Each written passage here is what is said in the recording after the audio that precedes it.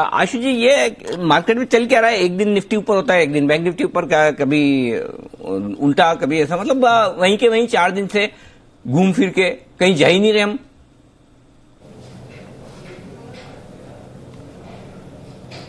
अनिल जी देखिए, जो आपने क्वेश्चन पूछा ना निफ्टी और बैंक निफ्टी का, वो तो आपकी बिल्कुल ठीक बात है। लेकिन अनिल जी अगर उसके साथ आप स्टॉक्स देखें तो एक आध सेक्टर को छोड़ के बाकी सारे स्टॉक्स में अनिल जी कहीं ना कहीं एग्जिट नहीं मिल रहा। आपको परसों ध्यान हो, मैंने 2-3 स्टॉक्स के बारे में बोला था, जैसे मेटल्स की बात हुई थी, टाटा स्टील, एक आईटीसी पर्टिकुलरली बोला था अनिल जी, और आपका नाम लेके बोला था कि 210 से 230 लाने में मतलब आप ही का स्किल था कि वो आईटीसी को आप ले आए। सिमिलरली चाहे वो टाटा मोटर की बात करें और या मतलब जितने भी और बाकी स्टॉक्स की भी बात करें अनिल जी, कुछ को छोड़ के, मतलब आज जैसे प्राइवेट बैंक और जो एनबीएफसी है यही थीम चल रहा है अनिल जी। जो पीएसयूज भी हैं बाकी भी, चाहे वो बैंक ऑफ बड़ौदा भी हो 80-82 से अब 78 रुपए। तो Anil ji most of the stocks जो अब रिसेंट हाईज है ना, उनपे अनिल जी अगर बाइंग हुई है तो एग्जिट नहीं मिल रहा। अगर निफ्टी में बाउंस भी आता है, बैंक निफ्टी में बाउंस भी आता है, तो बहुत स्क्यूड स्टॉक्स हैं जो परफॉर्म कर रहे हैं। तो अनिल जी अगले 4-5 दिन के लिए कोई बहुत हेल्दी साइन नहीं है। तो एट बेस्ट, जो भी आपने एक बहुत अच्छी स्टेटमेंट बोली कि उसको देख के शॉर्ट नहीं कर सकते और वैसे लॉन्ग नहीं करना, तो शांति से। तो अनिल जी शॉर्ट कैंडिडेट्स ऐसा लगता है बन रहे हैं, लेकिन मार्केट ओवरऑल जो मार्केट है, फ्रंट लाइन मार्केट सपोर्ट नहीं कर रही है। बट अनिल जी एक डिसिप्लिन जरूरी है कि लाइट होके बैठना चाहिए, मौका जरूर नीचे का मिलेगा। Having said that, private bank से स्टिल ए स्पेस जिसमें आज ट्रैक्शन नजर आया है, तो मुझे लगता है इंडसइंड बैंक, आरबीएल बैंक, इनमें एक मूव बिल्कुल ऊपर की और आ सकती है। बट अनिल जी जो परसों बात की थी, लॉन्ग शॉर्ट मिक्स होना चाहिए। ये जो इंटरमिटेंट फॉल्स आ रहे हैं आएंगे।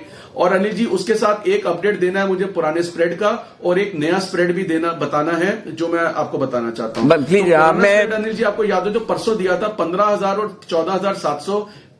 जी जी, अब मुझे लगा बिगुल बजा दूं आशु जी, लेकिन आप तो बिगुल के इंतजार किए बगैर ही चल पड़े। तो चलिए बताइए सर। नहीं अनिल जी कोई बिगुल, अनिल जी बिगुल का उतनी कोई रिक्वायरमेंट नहीं है।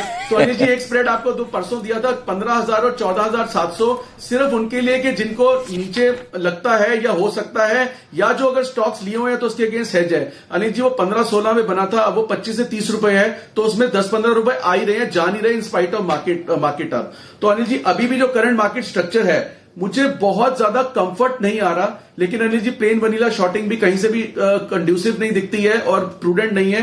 तो अनिल जी 15,100 की एक कॉल लेनी है जिसका भाव चल रहा है 120 रुपए।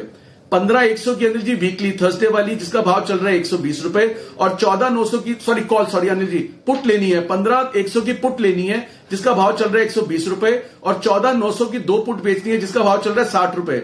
तो अनिल जी 1:2 का बियर स्प्रेड बनाना है फिर निफ्टी में एट 0 कॉस्ट।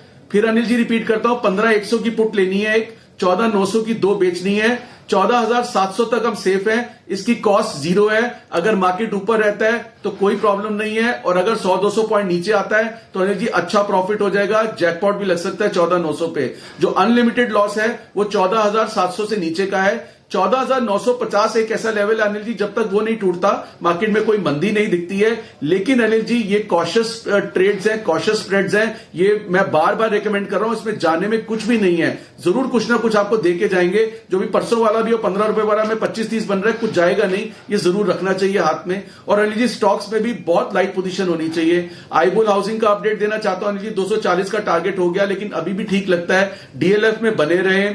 और but most of the stocks Anil ji tired signals दे रहे हैं जो कि आपको दिक्कत दे सकते हैं। ITC is a case in point. तो मुझे लगता है कि कॉशियस रहना चाहिए अनिल जी। आप लाइट रहेंगे, आपको मौका मिलेगा, बट एग्जिट नहीं दिख रहा। और सबसे बड़ी चीज है अनिल जी, ये तो सिचुएशन बन के आती है जब ये एक्सपायरी से 5-7 दिन पहले आ जाए ना, तब मेरे को ज्यादा मतलब आई गेट मोर वरिड कि अब ये जो इंट्रा एक्सपायरी वाले लॉन्ग्स हैं वो कहीं ना कहीं फंस जाते हैं। तो मुझे लगता है कि स्टॉक्स वो स्ट्रेंथ नहीं दिखा रहे जो कि इंडेक्स इंसिडेंटली दिखा रहा है, तो डिफिकल्ट है थोड़ा ट्रेड। बिल्कुल परफेक्ट है। तो आप वैसे भी 14,750 के नीचे अनलिमिटेड रिस्क है, 14,750 के टूट गया तो वैसे रिस्क अनलिमिटेड हो ही जाएगी, फिर तो कोई टेंशन ही नहीं। फिर तो नुकसान जो लगेगा आप समझ ही सकते हैं, 250 पॉइंट नीचे का, 150 इधर का, 400 पॉइंट में तो सब 4,000 पॉइंट का खाया पिया निकल जाता है लोगों का।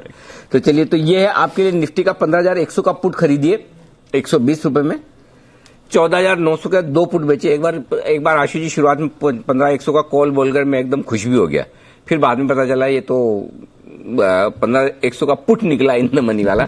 तो ये 15,100 का पुट खरीदिए in the at the money वाला, और सामने 14,900 के 2 बेच दीजिए। 60-60 रुपए में बिक रहे हैं तो 120 वहां से आ जाएंगे।